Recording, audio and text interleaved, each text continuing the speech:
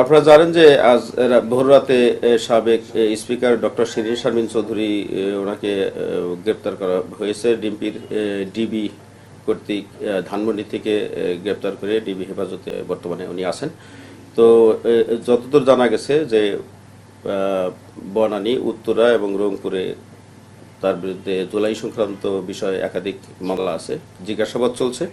জিজ্ঞাসাবাদ শেষে তার পরবর্তী বিস্তারিত আপনাদেরকে জানানো হবে।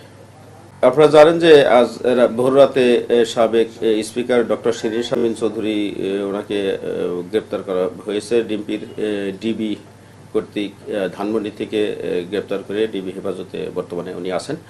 তো যতদূর জানা গেছে যে বনানী, উত্তরা এবং রংপুরে তার বিরুদ্ধে জুলাই সংক্রান্ত বিষয়ে একাধিক মামলা আছে।